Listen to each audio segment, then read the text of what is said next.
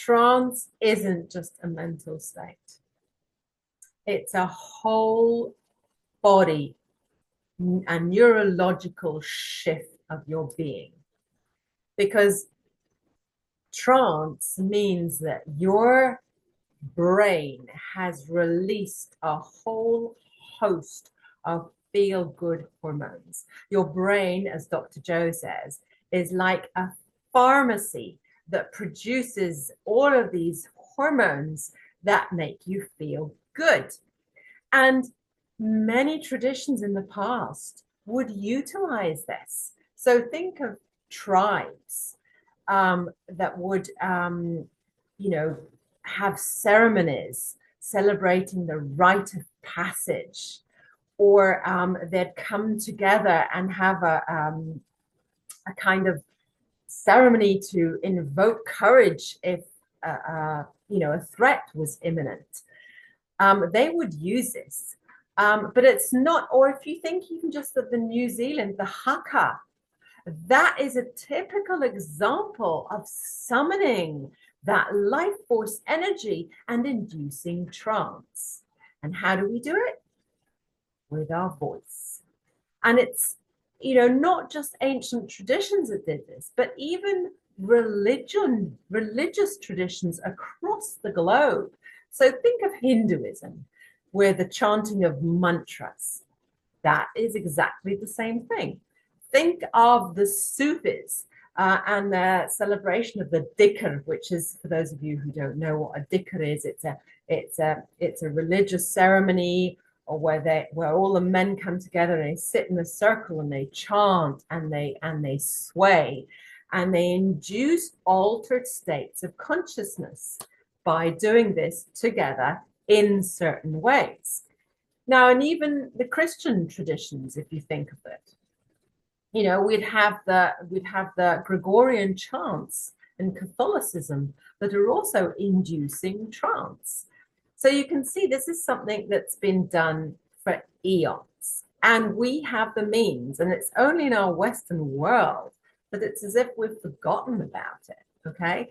And we induce trance with our voice.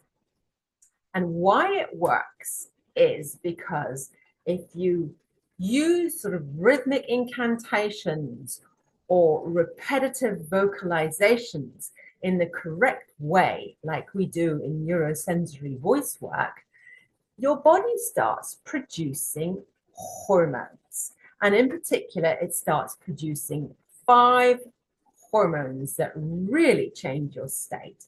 And I'm just going to name these to start with, okay? So the first one is endorphins. Now, endorphins reduce your perception of pain. So that means your pain threshold goes up, which means that you don't feel pain as much, okay? So that's what endorphins do. It's what, sportsmen experience, or even opera singers on stage. There's been cases of people like breaking bones in opera and still finishing, singing their aria and finishing the whole opera, which might be another 2 hours long, and then afterwards realizing they've broken a bone. And that is because the production of endorphins when you sing in a certain way is massive, so you don't feel pain, okay? The second one is one that we hear a lot about in reference to social media, which is the dopamine hit.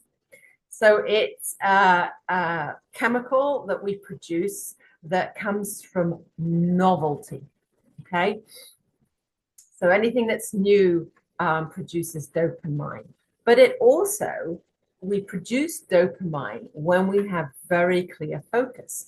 And in neurosensory voice work, our focus is internal.